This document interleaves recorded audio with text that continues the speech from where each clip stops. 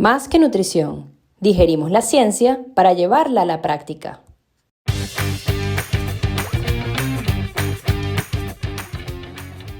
¿Quieres cuestionar y entender la ciencia para llevarla a la práctica y así mejorar el rendimiento y la salud de atletas, personas activas y población general? Acompáñanos en este viaje de compartir información, donde estaremos conversando sobre nutrición, deporte y salud. Somos Paola y Andrea, dos nutricionistas y además corredoras que comparten la misma pasión, la necesidad de divulgar información veraz, actual y práctica. Aquí hablaremos nosotras y también invitaremos a expertos en diferentes áreas relacionadas al deporte y bienestar para crecer y aprender. Bienvenidos a nuestro podcast, Más que Nutrición. Hola a todos, bienvenidos a otro episodio más de Más que Nutrición. Hoy vamos a tener a Romina Garavaglia, una profesional, súper profesional en el rugby argentino y además referencia a nivel mundial. Y vamos a estar conversando sobre su área de experticia, que es la nutrición y el rugby. ¿Cómo estás, Romina, y cómo estás, Pau? Hola, André. Hola, Andrea, mucho gusto, gracias por la invitación, muy contenta de estar con ustedes. Bueno, muchas gracias, Romina, por aceptar nuestra invitación. Mira, para comenzar, quisieras, antes de que comencemos a hablar de rugby, queríamos saber un poco, que nos contaras un poco sobre tu trayectoria, cómo comenzaste en el rugby y qué has estado haciendo últimamente. Bien, yo arranqué en rugby gracias a mi novio en ese momento, que era jugador de rugby. Yo estaba recién recibida, había hecho los cursos con Francis Holloway, era antropometrista Isaac II, y se me presentó la oportunidad de evaluar a todo el equipo de él. Y esos fueron mis comienzos. Estuve varios años midiendo clubes acá a nivel amateur en Buenos Aires, y después tuve la suerte de poder ingresar a la URBA, que es la Unión de Rugby de Buenos Aires, donde trabajé 8 años a cargo de seleccionados juveniles mayor y seven. Y de ahí un ex jefe mío que había tenido me quiso llevar a la UAR, que es la Unión Argentina de Rugby, en la cual estuve los últimos 6 años, con una doble función, como nutricionista de equipo y como coordinadora nacional del equipo de nutricionistas. Éramos 5 en un comienzo, después fuimos 8, y bueno, ahí fue una linda experiencia con los Pumas, estuve todos los primeros años de los Jaguares, que es la primera franquicia argentina de rugby. Armamos los perfiles antropométricos por puesto en diferentes edades y gradiente competitivo. Y bueno, ahora di un pasito al costado a fin de año en busca de nuevos desafíos. Era una etapa cumplida, y por suerte, hace menos de un mes, estoy como consultora externa en Sudamérica Rugby, asesorando a Colombia, al seleccionado masculino y femenino de Colombia, a distancia por el momento, así que nada, sigo ligada al rugby, y creo que lo voy a seguir siendo. Sí, sin duda, además que eres referencia en este deporte.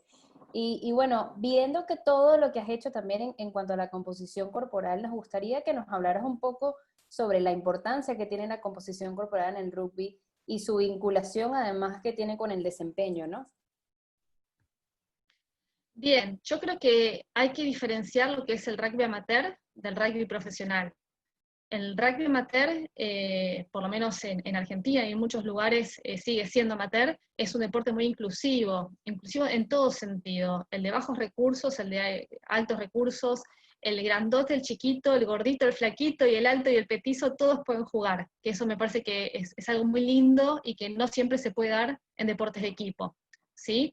Ahora, cuanto más alto es el nivel de rendimiento, empieza a tener una función más importante la composición corporal, debido a que según el puesto en el que juegues, se requieren ciertas estructuras que si uno no las tiene, por más que entrene, se alimente y descanse adecuadamente, no va a poder llegar a esos tamaños, como puede pasar también con jugadores de la NBA, ¿sí? Entonces, en algunos puestos realmente es una ventaja deportiva, como digo yo, haber sido tocados con una varita mágica que les facilite el tamaño, ¿sí? Ahora, solamente el tamaño no sirve, ¿no? Hay que combinarlo con destrezas, toma de decisión, bueno, obviamente acondicionamiento físico, En rugby se suelen dividir a los puestos o a los jugadores en dos grandes grupos, los forward y los backs. Los backs suelen ser los más chiquitos, si podríamos decir chicos en tamaño, que ahí realmente el talento y las destrezas son mucho más importantes que la antropometría o que la genética, ¿sí? Pero los forward, especialmente en la segunda línea, en el pilar derecho, que tienen características muy particulares, pueden haber excepciones, porque el talento a veces suple algunas cosas, pero se buscan ciertas estructuras que tal vez no son las más típicas en el ser humano, y menos en el argentino. El argentino no es alto, y no es más grande como el anglosajón, el maorí. Entonces, conocer esas necesidades ayuda en la búsqueda de los jugadores. Wow, es que es fascinante, y el tema también de, bueno, ya hablaremos un poco de la detección del talento, ¿no? Pero como no solo en este deporte, en el caso específico de Argentina, que por supuesto hay ciertas cuestiones que no podemos cambiar, cómo identificar a los que quizás pueden llegar más lejos, ¿no? Basados en esto. Ya llegaremos allí, pero ahora, por supuesto, tenemos una audiencia en donde la mayoría son colegas, ¿no? Y entonces allí, por eso quería preguntarte, ya que estamos en este tema de la composición corporal, en el rugby, ¿cómo, o sea, mides por 5 componentes o en tu caso obviamente va a ser por 5 componentes ya que eres Isaac nivel 3, ¿no? Pero por ejemplo, cuando una persona tiene tiempo limitado o es solo Isaac perfil, o sea, uno donde solo hace el perfil restringido, o sea, en este deporte en particular, ¿qué diferencias hay entre medirlo de una forma y la otra? Bien, es muy interesante la pregunta, y te voy a contar con un ejemplo real. Cuando yo empecé a trabajar en la UAR en el 2014, el diagnóstico de situación de los jugadores en cuanto al peso se hacía mediante a una sumatoria de 7 pliegues, ¿sí? No se aplicaba ninguna fórmula, solamente la sumatoria de 7 pliegues según el puesto, que eran unos datos que habían traído de Estados Unidos, ¿sí? Ahora, yo cuando entré, le traté de explicar a los entrenadores, a los preparadores físicos, que era mirar la mitad de la ecuación, era mirar como con un ojo tapado, porque si yo tengo el jugador con los pliegues altos, bueno, se los puedo bajar, y si están bien, está perfecto. Pero ahí estoy viendo el lastre del jugador. Y en rugby es un deporte de fuerza y potencia, donde el contacto es importante, las aceleraciones son importantes, y solamente con la sumatoria de pliegues no tengo la información necesaria. Y cuando les pregunté, tanto a los jugadores como a las personas que tomaban la decisión, ¿no?, de cómo planteaban el peso objetivo de cada jugador, ¿sí?, los chicos decían cuántos kilos querían pesar. Y digamos que no es una respuesta, digamos, más siendo nosotras nutricionistas y antropometristas, muy seria. Entonces, a partir de la antropometría por 5 componentes, fuimos como demostrando. Yo por suerte ahí tenía ya un montón de años trabajando en rugby, que determinando la masa ósea, yo podía predecir prácticamente, en un chico ya desarrollado, no en un chico prepúbero o en pleno pico de velocidad de crecimiento, el peso final con un margen de error muy bajo. Y hasta me había jugado como las cartas, por decirlo de alguna manera, con varios jugadores en los primeros años, en decir, este chico nunca va a lograr el peso o el tamaño que ustedes quieren. Al principio me miraban con cara diciendo, esta mujer no entiende nada de rugby, si entrena y come va a llegar, ¿sí? Y por suerte, o no por suerte, ¿no? Justamente con mucho trabajo atrás, fueron tomando conciencia, y hay chicos que les destinaban 3 años de trabajo, y después quedaban afuera, que también es muy frustrante para el deportista. Entonces, con el 5 componentes, yo suelo decir que tenemos una triada. Tenemos el esqueleto, la masa ósea, la masa muscular y la masa adiposa. Realmente, como no hace falta hacer todas las mediciones, no medimos longitudes, sacamos algunos perímetros que no son necesarios, o sea, solamente usamos las 22 medidas que comprometen al cálculo de los 5 componentes. Lleva más tiempo la primera vez cuando le medimos los huesos, la talla, pero literalmente después los monitoreos de pliegues y perímetros son 6 minutos por jugador. Entonces, entre medir pliegues solos y medir pliegues y perímetros, realmente no nos cambia y nos da un dato mucho más valioso para hacer el diagnóstico y el monitoreo de este deportista. Sí, sin duda tener esas herramientas y bueno, por supuesto tener los instrumentos para medir el 5 componentes creo que sería la mejor opción porque te da, como dices tú, más Sí, específico lo que estás buscando. Y tú también le puedes decir al entrenador o al jugador, no vas a poder alcanzar lo que quieres o bueno, si vas a llegar y te puede sí. tomar tanto tiempo. O sea, creo que es como más específico. Pero, por ejemplo, ¿qué le puedes recomendar a Sí. esas personas que no tienen los instrumentos, que solo tienen la capacidad de utilizar el método de 2 componentes? Si tienes quizás alguna opción de porcentaje de grasa que te guste, o si utilizas los valores también de sumatoria de pliegues, ¿cómo te manejas cuando vienen estos casos? Bien, cuando vienen estos casos, primero les digo que yo no tengo experiencia trabajando con 2 componentes, porque hace 18 años que trabajo con 5 componentes, ¿sí? Pero sí les puedo enseñar con los valores de sumatoria de 6 pliegues, y yo trabajo mucho con el Z adiposo, ¿sí? Ajustar esa sumatoria de pliegues a la talla, ¿sí? Es una herramienta muy útil y confiable para hacer un diagnóstico de situación, un planteo de objetivos y monitoreo en cuanto a la masa adiposa, pero no en cuanto a la parte muscular, no en cuanto realmente puede subir de peso. No tengo herramientas. Hay un montón de fórmulas para calcular con datos de 2 componentes, o fórmula de Lee, de Martin, de kilos de masa muscular, pero no serían compatibles a comparar con los datos que yo tengo de 5 componentes, ¿sí? Y casi todos los de 2 componentes en el conjunto de la masa libre de grasa, ahí está combinado el esqueleto con la masa muscular. Entonces, proyectar capacidad de cambio es muy difícil. O sea, yo lo que les recomendaría es si trabajan con población en general o con rugby muy amateur, ¿sí? Con hacer educación alimentaria y que tengan valores saludables de grasa o de masa adiposa para andar bien. Ahora, si tiene sus mediciones, impacto en proyección de peso, en alto rendimiento o capacidad de cambio de composición corporal, lamentablemente hay que tener, es como querer trabajar hoy en fútbol sin un GPS, hay que trabajar con 5 componentes, esa es mi opinión. Sí, definitivamente concuerdo contigo y en el mundo en que me desempeño acá siento que no saben ahorita voy con mi próxima pregunta respecto a esto, pero no saben de lo que se pierden al no utilizar los 5 componentes. Yo en el equipo de fútbol en el que estoy, o sea, ha sido una pelea porque que le vas a quitar más tiempo, que no puedes, o sea, no puedes agarrar 15 minutos con cada uno, etcétera, pero al final me dejaron y, por ejemplo, los que están en la academia con la parte de desarrollo y maduración, cuando yo les llevé esa información así, no, tienes que hacerlo siempre. Y yo, bueno, pero me Qué tomó como bueno, 1 año y medio que aceptaran de qué se sí, trataba, que no está validado, que no sé qué yo, pero es que no, no importa, lo que importa es lo que vamos a ver sí. en esto, ¿no? Pero a eso va mi otra pregunta.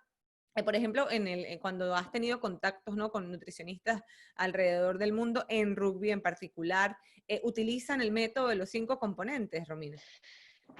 Es muy interesante, no, Mm. no. Pero también hay, no sé si es una explicación, digo, tuve la suerte de conocer muchas nutris, sobre todo cuando venían a Argentina y en algún congreso que he podido tener en Australia, allá y demás, se manejan mucho con sumatoria de pliegues por puesto, ¿sí? Sin aplicarlo a ninguna fórmula, que eso me gustó. Pero ellos juegan con algo a favor. Ellos tienen una base de la pirámide mucho más grande de jugadores profesionales, tienen otra base genética.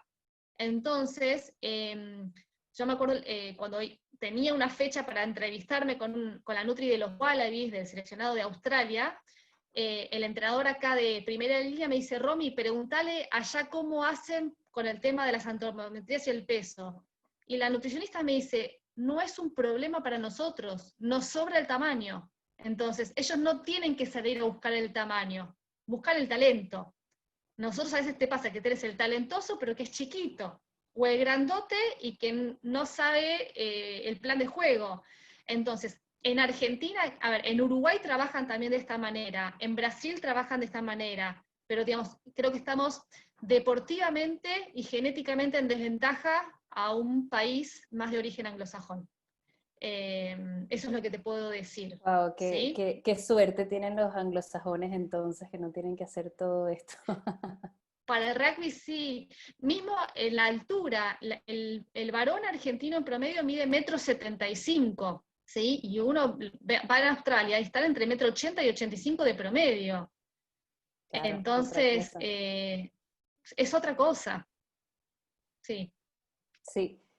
Romina, y hablando del índice músculo óseo, ¿qué tan importante es esta determinación para el rugby?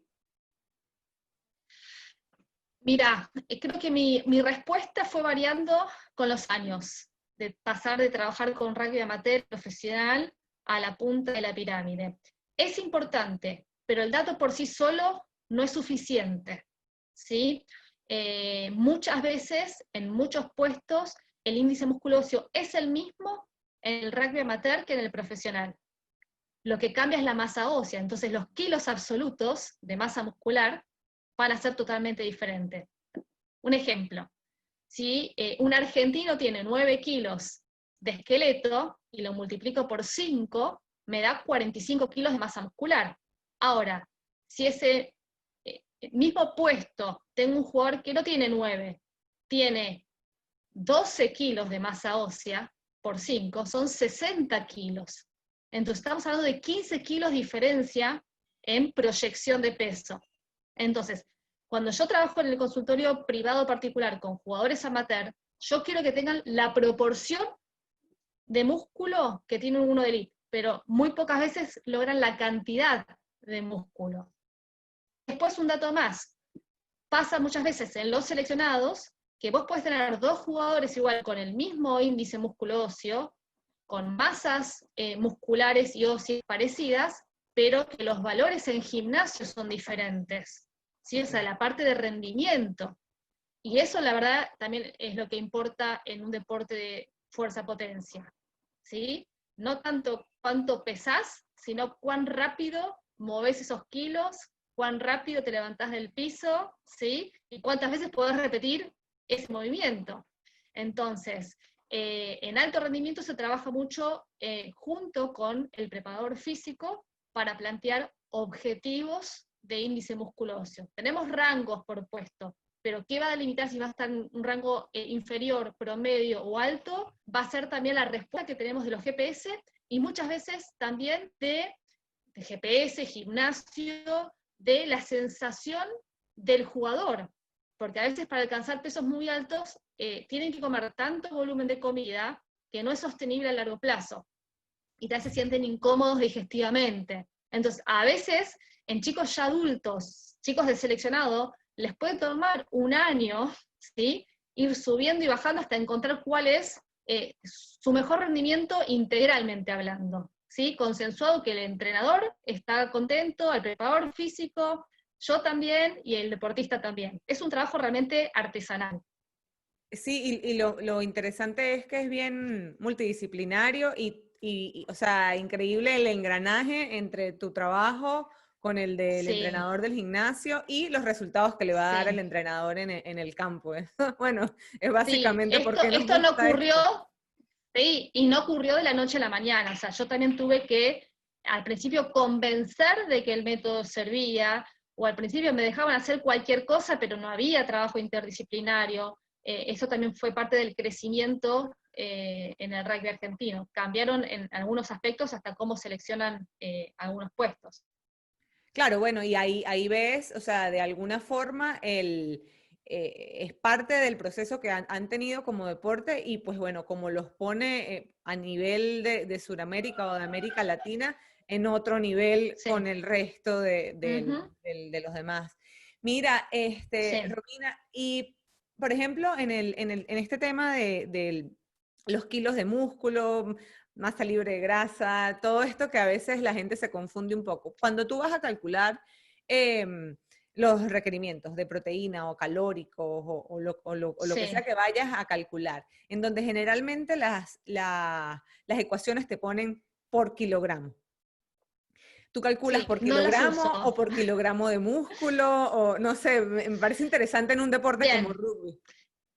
sí, mira, no calculamos por kilogramos de músculo porque son todas ecuaciones calculadas con masa libre de grasa. No están hechas con kilos de músculo por 5 componentes, ¿sí? Entonces, en general, simplificándolo, calculamos Harris-Benedict, aplicamos un factor de actividad, utilizamos el peso objetivo que estamos buscando, y a partir de ahí se manejan las calorías, ¿sí? Si la persona tiene que subir o bajar, tenemos más o menos una modificación de 500 calorías para arriba o para abajo. Sí, lo que hacemos es, dentro de ese valor calórico total, trabajar por gramos por kilo de peso, tanto para hidratos, proteínas y grasas. Eso sí se respeta muchísimo. Y el timing de ingestas.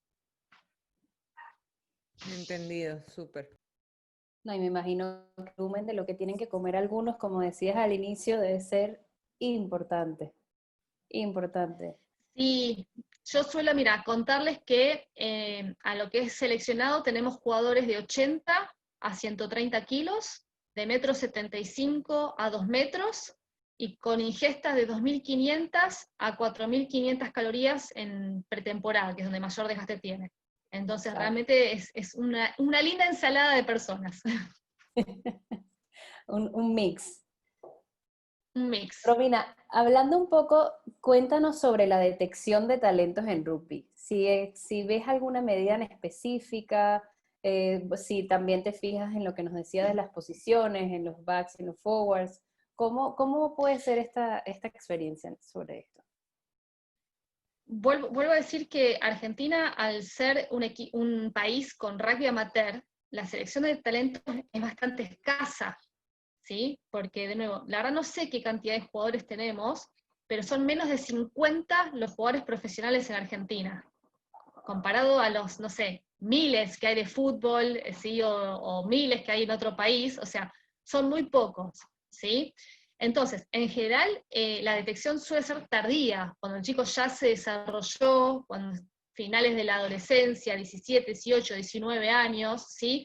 Donde va a depender mucho también, bueno, del trabajo físico previo que haya hecho, o sea, hay una combinación de selección por talento, ¿sí? O sea, que se destaca ese jugador en el club, y a veces es por tamaño. Pero bueno, lo que se está haciendo en los últimos, yo creo que 3 años, el que se involucró mucho fue el entrenador de los Pumitas, en entender la necesidad para algunos puestos, pensando en que el éxito deportivo no era ganar un mundial juvenil, sino formar jugadores para los Pumas y los Jaguares, pensar más a largo plazo, ¿sí? Y ahí entendió que sí, que en algunos puestos, si pueden lograr encontrar el tamaño y trabajarlo, obviamente sin descuidar la parte de rugby, es más fácil alcanzar después esos pesos objetivos o los pesos que uno ve que tiene el rugby a nivel elite, ¿sí?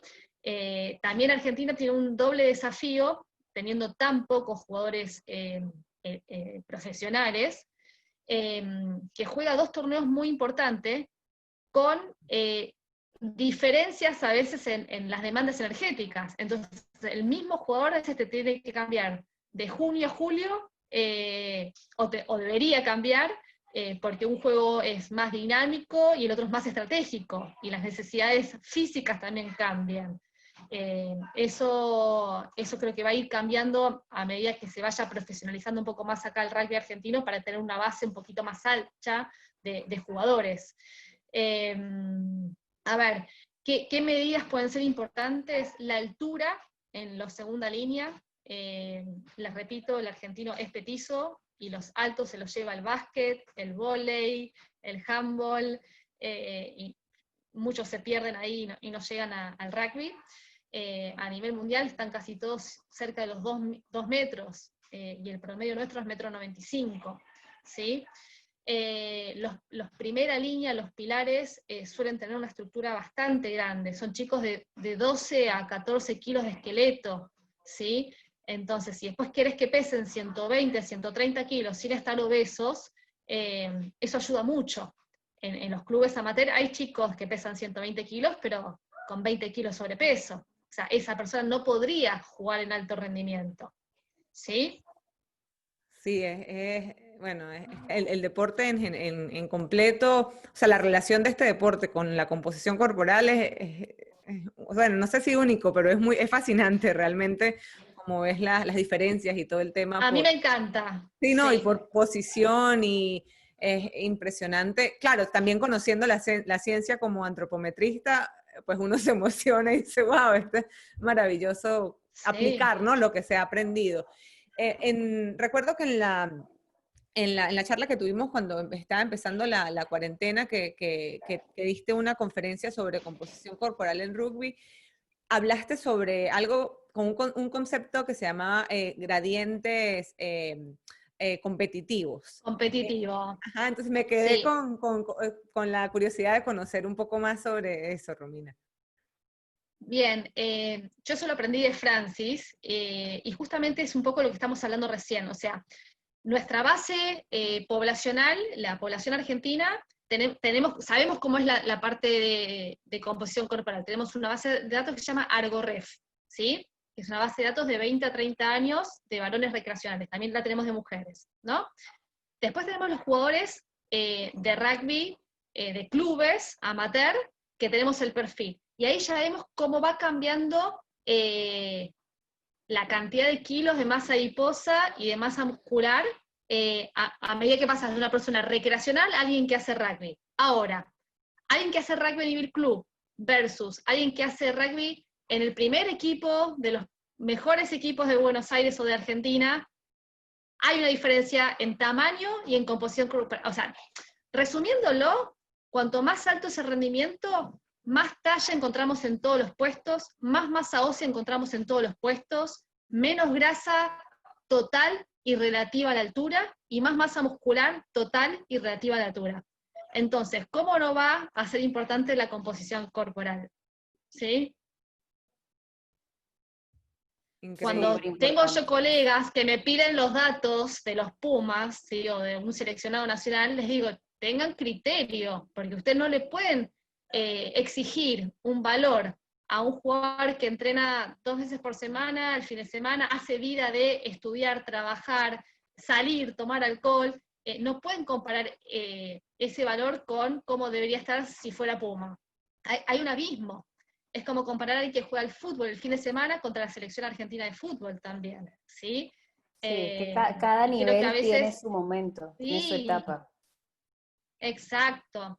Y creo que también ese error también suele pasar muchas veces cuando tratamos de interpretar tablas antropométricas en edades juveniles, ¿no? En etapas de desarrollo. Ahí también uno cuando hace promedios está con diferentes picos de velocidad de crecimiento, Tanner diferente, y cuando tengo un paciente enfrente en el consultorio, o un deportista, tengo que saber que no siempre va a encajar en el promedio si ese chico está con un desarrollo madurativo diferente, ¿no?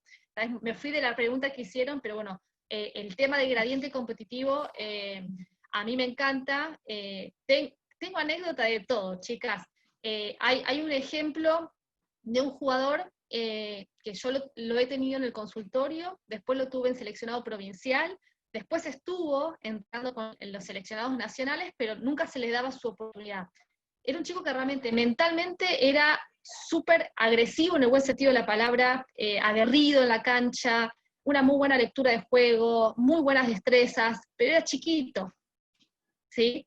En tamaño. O sea, para darles un ejemplo, pesaba 95 kilos, cuando los que están jugando en su puesto pesan 110. ¿Sí? O sea, mucha diferencia. Y él estando ya con músculo óseo alto y demás. Con mucho esfuerzo, con mucha dedicación, llegaba a 100 y volvía a bajar. Llegaba a 100 y los entrenadores seguían apostando a él porque decían, pero tiene todas las cualidades, solamente le falta peso. Y yo le decía, solamente le falta tener 2 kilos más de esqueleto, pero no se lo podemos trasplantar al esqueleto, ¿sí? Ese chico prácticamente, no digo que terminó odiando el rugby, pero estaba muy frustrado, porque él quería, pero no podía, ¿sí? Bueno, cuestión, ese chico habrá estado como 4 años en el seleccionado, ¿sí? Y terminó quedando relegado. Obviamente, yo acá, siendo el abogado del diablo y haciendo una crítica constructiva, es, uno invierte como, o sea, los recursos son limitados a veces en las uniones nacionales y demás, tiempo de un preparador físico, de un nutricionista, en 4 años en un jugador, sabiendo que lamentablemente no iba a llegar, o decís, ok, me sirve para que juegue 15 minutos así, pero no le pidamos algo que no pueda dar.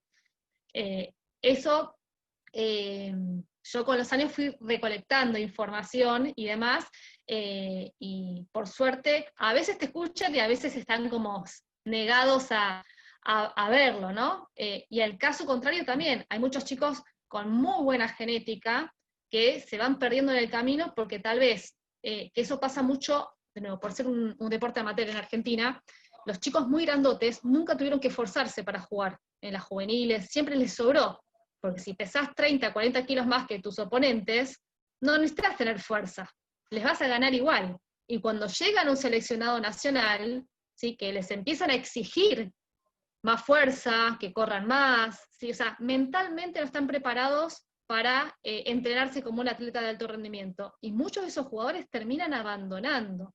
Yo he presentado informes al respecto, como diciendo, hay que entrenarlos mentalmente mejor de más chicos para que cuando lleguen acá se banquen esa exigencia. O sea, hay tamaño, lo estamos dejando ir. Y después se agarran, ¿por qué era tan aguerrido esta persona? ¿Sí? Justamente, como siempre estuvo en minoría, digamos, en desventaja, él había buscado su manera, siendo el mejor jugador que podía ser, y así lograba seguir jugando. Pero llegó un momento que lamentablemente en la punta de la pirámide eso no era suficiente. El área de psicología deportiva acá en Argentina está bastante atrasada. Hay muy pocos equipos que tienen en todos los deportes, algunos más en un deporte individual, y en rugby yo creo que se podría hacer mucho porque también es mantener la calma en un deporte agresivo en el buen sentido también, ¿sí? Donde uno pone mucho de su físico o muchos años de entrenamiento para que después accedan a la punta de la pirámide muy pocos. Es un mundo muy masculino, con también seguramente problemas, no problemas de homosexualidad, ¿no? Pero digamos, de manejarse ese tema como tabú. Hay un montón de cuestiones que desde el área mental, más allá de la concentración, la motivación, la visualización, que se pueden trabajar en este deporte tan lindo. Sí, sin duda la psicología deportiva yo creo que es algo que tenemos que trabajar a nivel mundial. Yo creo que hay lugares que están más desarrollados que otros, pero creo que todavía falta. Es como la figura del nutricionista, que quizás hace algunos años no era tan requerida y bueno, ahora se ha visto como que la importancia. Todo tiene su curso, pero Ojalá. indudablemente comparto contigo que un deportista de alto rendimiento lleva una vida de mucho sacrificio, o sea, por una cosa u otra, y es difícil, es muy duro a nivel mental, a nivel físico, todas las exigencias que tienen. Pero volviendo al tema de la nutrición, ¿cuáles son los aspectos que tú crees que son más importantes en cuestión del rugby? O sea, durante toda la temporada del rugby, ¿cuáles son los más importantes? Si las proteínas tienen que ser muy elevadas, tienen que tener muchas ingestas. Cuéntanos un poco de eso. Bien, yo creo que lo más importante primero, de nuevo, es tener una buena comunicación con el preparador físico, porque él me va a dar la información de cómo van a ir cambiando las demandas de los jugadores, o si hay algún jugador en particular que esté con alguna necesidad de incrementar o ajustar para abajo su gasto energético, porque sin esa comunicación no trabajamos bien. Para ello las cargas de trabajo en la pretemporada son bastante intensas, es en el verano argentino, también con mucho calor, mucha humedad. Después estos chicos tienen temporadas muy largas, porque muchos de los jugadores que arrancan el primer semestre con Jaguares son los mismos que después juegan con los Pumas en el segundo semestre, así que tienen muchos partidos encima, con contacto. Eso igual ya hace tiempo que los que hacen los entrenadores es manejar un poco a veces los minutos jugados para manejar eso, pero desde el área nutricional especialmente, las proteínas, en verdad el problema que tenemos es que tenemos que siempre decir que coman menos, porque el varón argentino es muy carnívoro encima, pero en general están casi todos en dosis de alrededor de 2 gramos por kilo de peso. Manejamos un poco más en los lesionados.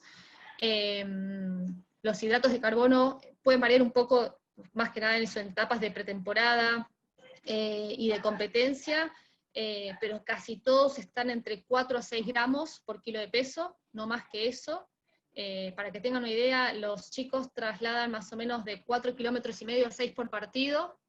El partido dura 80 minutos, pero menos de 35 minutos es el tiempo neto de juego, así que es muy intenso, pero no tienen el desplazamiento que pueden tener en fútbol, por ejemplo, ¿sí? Gracias, hacemos mucha selección, mucho cuidado ahí, manejamos en promedio 1 gramo por kilo de peso, pero puede ser un poco más, un poco menos, también según si tenemos que modificar la composición corporal. ¿Qué más les puedo decir? Cada vez más los chicos son más profesionales con su nutrición. Los primeros años, cada vez que tenían receso, vacaciones, era un dolor de cabeza con qué me voy a encontrar la primera semana, chicos que habían perdido 2-3 kilos de músculo, chicos que venían con 3 kilos más de masa adiposa, y por suerte, entre ensayo, error, educación, y que lo vivían en carne propia, se dieron cuenta que si mantenían cierto cuidado en esos periodos, la vuelta a la competencia de la forma deportiva era mucho más rápida, con menos riesgos de lesiones y demás, y realmente hoy por hoy, o hasta el año pasado, eran muy, muy excepcionales los casos que se iban de peso, y era muy llamativo al revés, algunos hasta aprovechaban. El rugby tiene de nuevo una ventaja cuando uno entrena por su cuenta en postemporada o en vacaciones, es que no se golpean.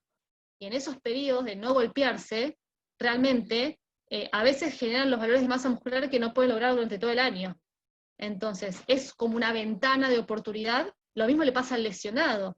Tenemos como un récord de chicos que vuelven después de las lesiones con valores de masa muscular y mejores niveles de fuerza que antes de estar lesionados.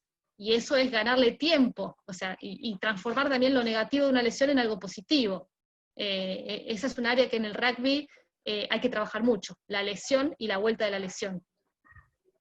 Sí, en ese aspecto quizás, ahorita más adelante hablamos de la nutrición para las lesiones en rugby y en ciertas lesiones, ¿no? Que por ser un deporte particular, pues son como más vistas en este deporte. Pero antes de continuar con la parte de lesiones, Romina, por ejemplo, en todo lo que respecta a la alimentación, vamos a poner lo que es la alimentación prepartido, el día antes y el día del partido, Sí. ¿no?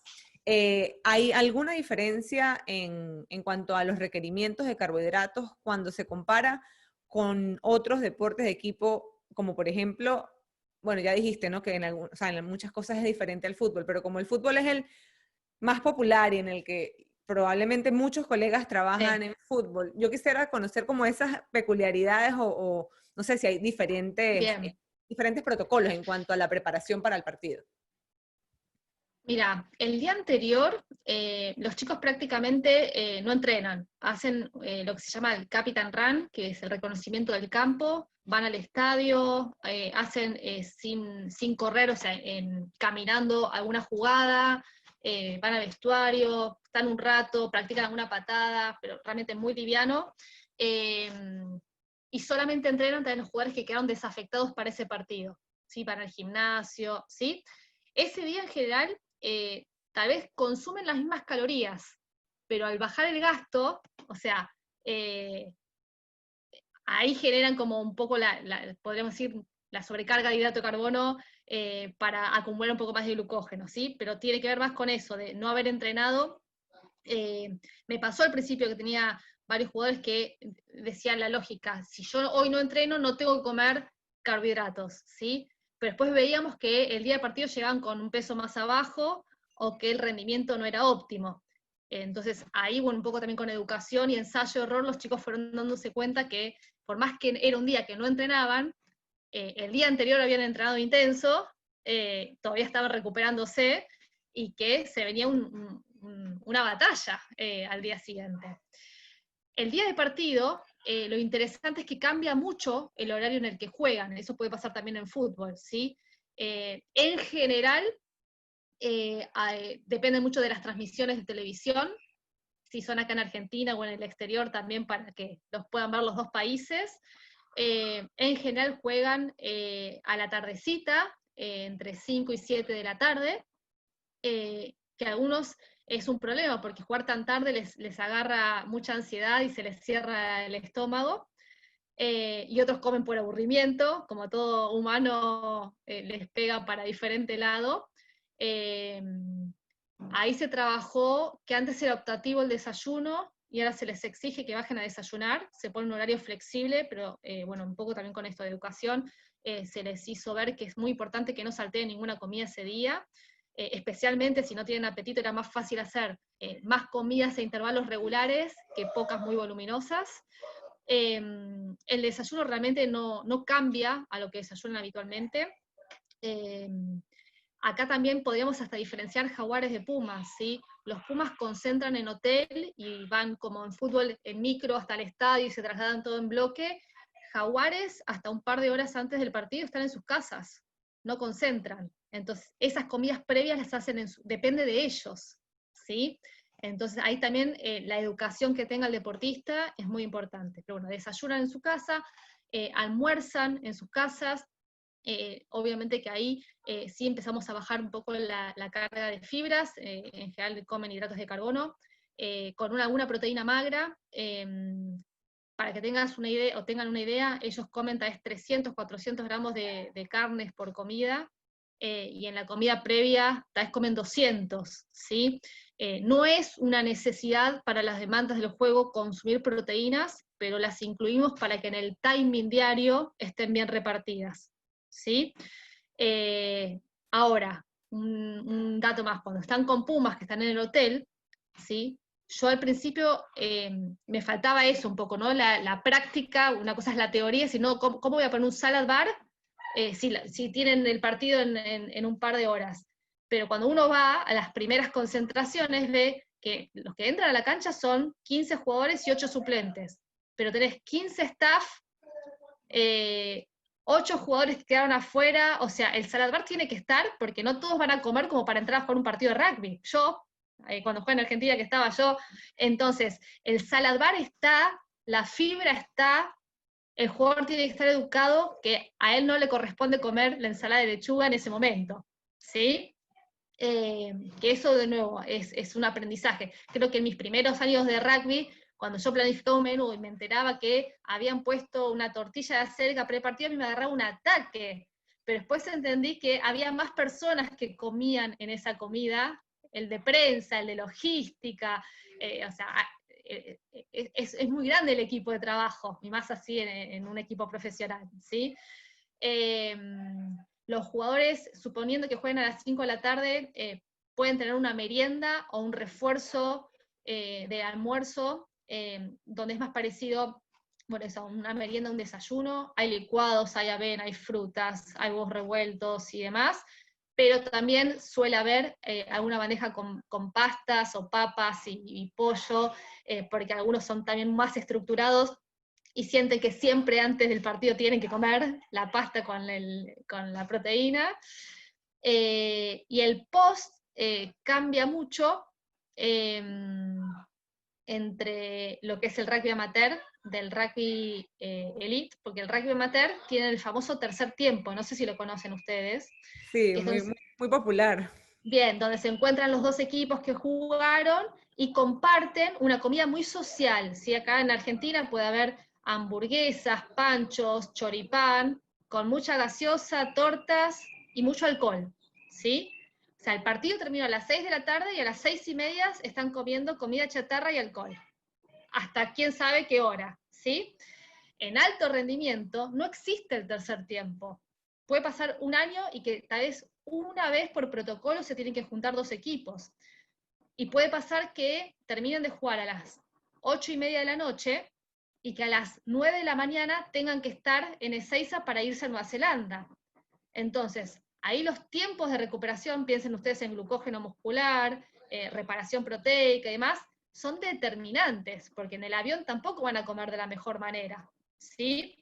Entonces, lo que se fue haciendo, que eso sí fue mejorando año tras año, y hoy creo que no le tenemos nada que envidiar a cualquier otro país de primer nivel de rugby, es que los chicos tienen una mesa divina adentro del vestuario donde comen. Tienen alternativas líquidas, con unos super licuados que les decimos que tienen de todo, y unos sándwiches o sea, comida que puedan comer con sus manos, ya sea que después se tengan que ir a una conferencia de prensa, a hacer el antidoping, o quieran irse con sus novias a cenar, pero tal vez pasan 1 o 2 horas, que los chicos se vayan con su ingesta, digamos, primaria post partido en la panza, ¿sí? También lo que nos pasó, que fue parte del aprendizaje y de la educación de todos, es, no saben lo que crecí yo como profesional cuando me dejaron ir a estos partidos. Lamento no poder haber viajado, porque hubiera podido también aprender más cosas, ¿no? Viajé muy pocas veces con ellos. Que pasaba que estas mesas divinas cambiaban lo que comían según el resultado, ¿sí? Entonces, me acuerdo, hará 2017, un día lo agarro el entrenador, habían perdido los chicos, y a la semana siguiente tenían otro partido con el mismo equipo, eran partidos amistosos. Le digo, ¿me das 2 minutos, 3 minutos antes de que arranques vos? No era un día que estaba planificado que yo hablara, pero me había quedado una idea en la cabeza. Le digo, yo no me puedo quedar con esto en la cabeza. Por suerte accedió, y le puse una frase en una filmina en la tele, en la pantalla muy grande, que decía, chicos, los músculos no entienden de emociones, sí de nutrientes, así que aunque hayan perdido, tienen que recuperar el músculo igual, porque en 7 días tienen que jugar igual, y no saben lo positivo que fue esos 2 minutos que me dio el entrenador, y ahí fue también el hecho de conocerlos, porque los chicos se me acercaban y me decían, Romy, ¿sabes qué? Pero estoy tan bajoneado cuando pierdo que no me pasa nada. Bueno, ahí es donde empezamos también a jugar con alternativas líquidas y sólidas.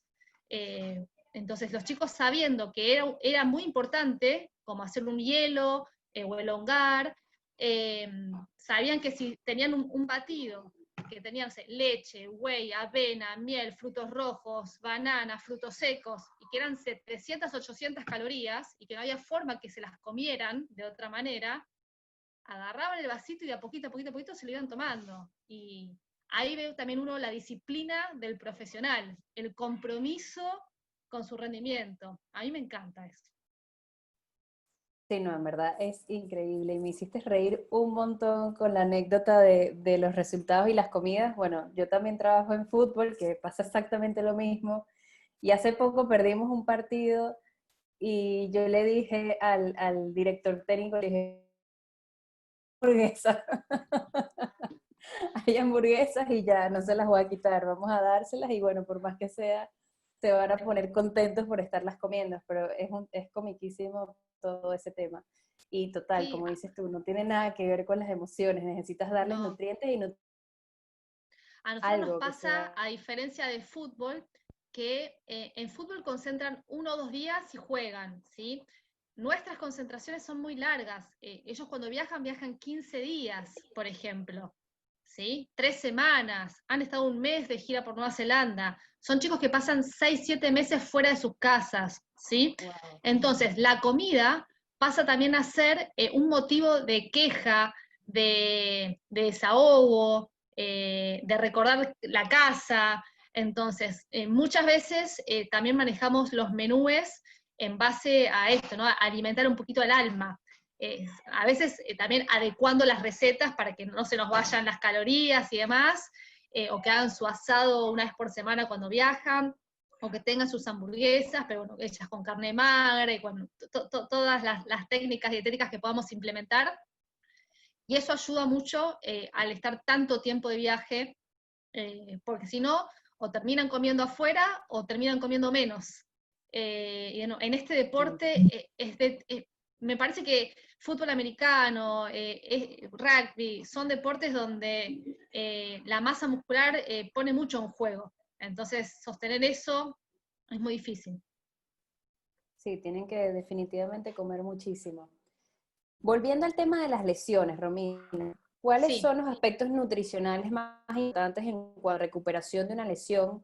Y si crees que existen alimentos o suplementos que puedan mejorar el dolor muscular de aparición tardía o incluso el daño muscular, sobre todo en estas personas que, bueno, en este deporte que es de mucho contacto, que hay muchos Sí. golpes, ¿cómo manejas tú ese aspecto?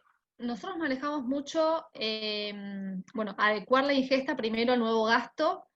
Puede ser que la parte lesionada esté en reposo, pero muchas veces se sigue entrenando el resto del cuerpo justamente para que el deterioro de la forma deportiva sea lo menor posible. En eso usan mucha creatividad los profes y los kinesiólogos. Trabajamos mucho la cantidad y timing proteico, ahí nos vamos a casi 2,5 gramos por kilo de peso, siempre priorizando mucho la calidad, que no sumen grasas innecesarias. Se bajan los carbohidratos y priorizando mucho también mucha fibra, muy integrales, lo más naturales posibles. Manejo igual ahí mucho el tema de densidad calórica, porque al chiquitito no le puedo dar demasiado volumen, aunque le esté bajando las calorías totales, y al que es muy grandote y demás, si yo le achico demasiado el volumen, va a terminar comiendo cualquier cosa en otro momento, ¿sí? Manejamos creatina, 5 gramos más o menos la porción por día. Hemos rotado con probar, no sé, colágeno, vitamina C y demás. Realmente no hemos encontrado forma de medir el impacto de eso, si realmente sirvió o no sirvió, esa es la realidad, ¿sí? Recomendamos alimentos antiinflamatorios y demás, pero son cosas que por lo menos nosotros no tenemos un bioquímico, no tenemos un laboratorio a nuestra disposición, entonces hay cosas que uno las hace, digamos, por las dudas, sería, ¿sí? Es poco serio tal vez lo que les digo, pero bueno, fue lo mejor que encontramos, ¿sí? Sí les puedo decir que al jugador lesionado le estamos muy encima acompañándolo, no torturándolo, acompañándolo, apenas se pueda, después de la lesión se les hace una antropometría para comparar contra su última medición. En general, en alto rendimiento, todos los meses se les hace antropometría, ¿sí? Entonces, eso nos da una herramienta de, bueno, de cuál fue el impacto de una operación de ligamentos cruzados, o cómo viene respondiendo su masa muscular en tren superior, si la lesión está en tren inferior.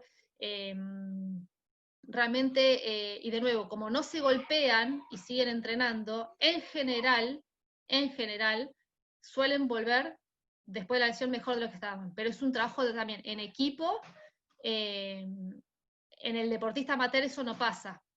A veces entre que se lesiona y se opera, ya pasó un mes, ya ahí perdió la forma deportiva. Como no está entrenando, sale más, toma más alcohol todavía, baja la calidad de sus selecciones nutricionales. Entonces, a veces, no sé, le tardó 8 meses recuperarse del ligamento cruzado, pero después 6 meses más en bajar la grasa que había subido y recuperar los kilos de músculo. En eso corremos con ventaja con el del alto rendimiento porque quieren ya volver. ¿Sí? Sí, es así. Es Es así, así. pero por supuesto hay sus casos, ¿no? Hay Obvio. algunos que se quieren perder. Aquí, bueno, la peculiaridad de este país en Escocia es que la alimentación en general es muy mala, o sea, lo que come la gente en particular es mucha fritura, también mucho alcohol en la cultura en general, entonces a veces cuando me ha ocurrido que se lesiona, de repente tengo uno que está en una edad, o sea, está justamente pasando como a entrar en el primer equipo, está como, ¿no? Sí. En la otra categoría abajo, y está justamente en esa transición, y en ese momento en donde ya lo empezaron a elegir para el primer equipo, se lesionó. Entonces mentalmente está muy afectado. Sí. Y bueno, y pues se va y bueno, a veces A tengo un mí problema me... porque lo sigo en Instagram y a veces pone unas fotos y yo, Dios Bueno, mío. yo creo que en cuarentena todo es más difícil, ¿no? Pero a mí me ha servido con el lesionado o con el jugador nuevo en un equipo, en sentarlo o hacerle ver cómo comen sus referentes o gente que tiene su mismo físico o su mismo puesto. Es, mira, no sé, ¿por qué no te sentás al lado de Tomás y tratás de replicar su plato, ¿sí? En cantidad, en colores, en proporciones, digo, no te vas a equivocar. Y muchas veces se dan cuenta primero de cuánto más tienen que comer. Ah, no, pero come mucho. Digo, bueno, Tomás está acá, vos estás acá, vayámoslo acercándonos para arriba, ¿sí? O en rugby pasa mucho también entre la ansiedad por subir de peso, sacan todo lo que es verdura. Dice, no, eso no me aporta nada, ¿sí?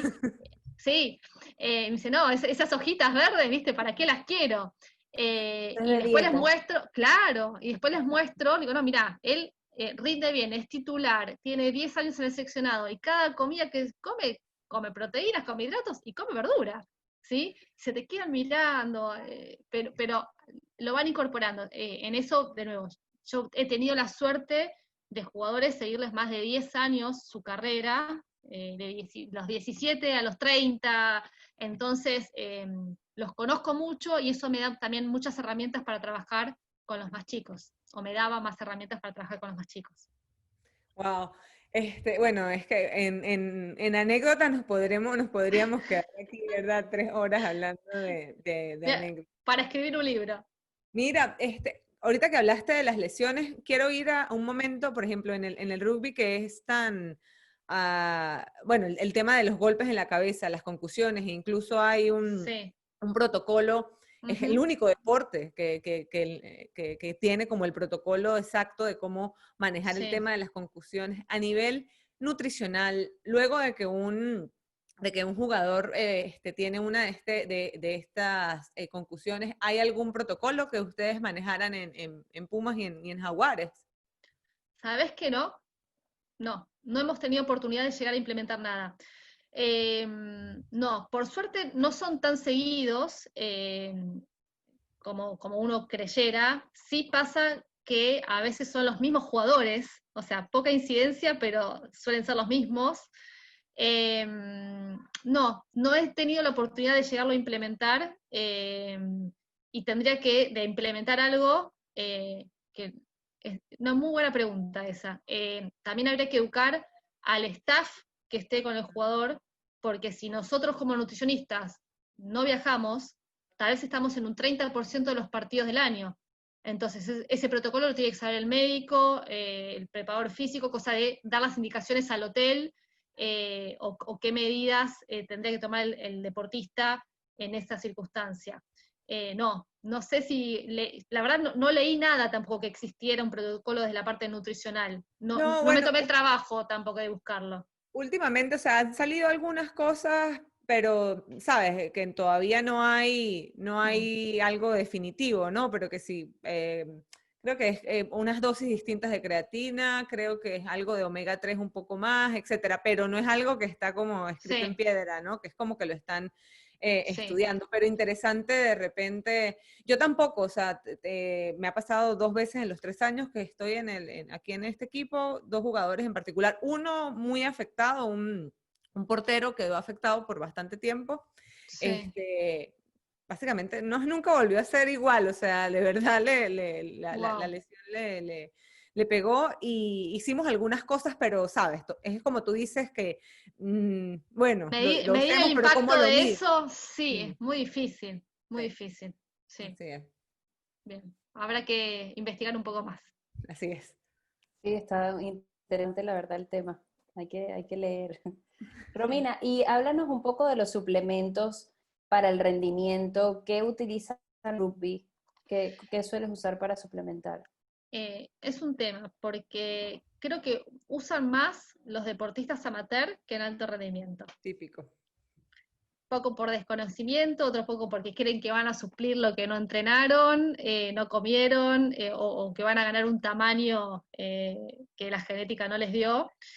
En esto también se fue haciendo como una limpieza y una educación en el alto rendimiento, no había ningún protocolo. Hoy hay protocolos, hay marcas, hay etapas del año, pero se maneja muy personalizado, o sea, no se estandariza el trabajo desde el área de suplementación con todos. Podría decirles que un 20% de los equipos profesionales en rugby, o sea, en Argentina, no consumen suplementos, sacando que metamos como suplemento una bebida isotónica, alguna gomita, ¿sí? Pero de ayudas ergogénicas el 20% no consume nada, ¿sí? Que para mí es un dato muy valioso ese, ¿sí? Que saben que con la comida y el entrenamiento lo pueden, ¿sí? ¿Qué se utiliza? Se utiliza creatina. Si yo tuviera que decirles un porcentaje, el 30% del equipo utiliza creatina. Lo que muchas veces pasa es que no son muy constantes en la adherencia pensando que ya están tal vez 8 meses del año compitiendo, arrancan, dejan, y en algunos vamos viendo que tienen cierta retención de peso al tomar la creatina y no les cambia el rendimiento, y chicos que se sienten incómodos con esa ganancia de 1 o 2 kilos, así que también vamos valorando eso. Cafeína es una de las ayudas ergogénicas que más utilizan. Lo tenemos un poco protocolarizado, la toman los días de partido.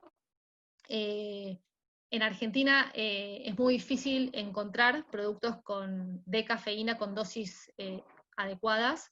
Ese es todo un tema, que entren a la Argentina, o se compran afuera, después hay que ver cómo las traemos para acá y demás. A veces tenemos comprimidos y a veces tenemos chicles. Nos ha resultado muy práctico el tema de los chicles, no sé si los conocen, pero están muy buenos. Los chicles se absorben más rápido porque es sublingual, así que también el tiempo de acción es más rápido. O sea, esa es la educación que tiene que tener el deportista, según que hayamos conseguido cuánto antes los tienen que tomar. Hay chicos que igual también te dicen, la adrenalina del partido hace que yo realmente no necesite la cafeína, y hay otros que sí, que notaron mucha diferencia, sobre todo al final del partido, en nivel de energía, concentración, más que nada, obviamente a nivel de cansancio mental, y muchos la toman los martes, que el martes es el día de doble turno de alta intensidad, y la toman o antes de comenzar el primer turno, si están ahí medio remolones que les está costando despertarse, o antes del segundo turno. Ellos almuerzan una siestita corta y antes de arrancar ese segundo bloque, para despabilarse, la toman ahí. Nos manejamos con dosis de 2 a 3 miligramos por kilo de peso. Me gusta mucho más trabajar con la creatina así, digamos, pura, y no con los preentrenos. Con los preentrenos muchos los toleran bien y muchos tienen temas digestivos, mezcla de sabores, depende, bueno, eso de tolerancia. Les hacemos la educación de todo lo que sea, bueno, de Informed Choice y de marcas seguras. En Argentina no hay ninguna marca que tenga ese tipo de regulaciones. La Unión de Rugby tiene un proveedor de suplementos que igual también nosotros les exigíamos que nos den ciertas garantías y demás. En Argentina igual hay más problema de que te diluyen los productos más que dopártelos. Entonces, creatina, cafeína. Con los chicos del Seven y en etapas de pretemporada hemos probado con buen resultado la beta-alanina. Por más que tal vez no es el deporte, digamos, de cabecera, los tiempos de trabajo de alta intensidad en pretemporada o en el Seven se replican en determinadas etapas o en determinados momentos de entrenamiento, y sobre todo con los del Seven, los preparadores físicos nos pasaban el feedback de que habían notado una diferencia cuando hacíamos los protocolos de carga, 6-8 semanas con dosis de 3-4 gramos de beta-alanina. Ahí también hacemos la educación de la parestesia, ese picor que pueden sentir en la piel, distribuimos la dosis, pero bueno, en rugby 15 son protocolos que de nuevo, a largo plazo los chicos no lo sostienen. Entonces lo damos en algunas etapas del año y nada más. Acá no solemos tener problemas de vitamina D, así que no necesitamos suplementar ese tipo de cosas.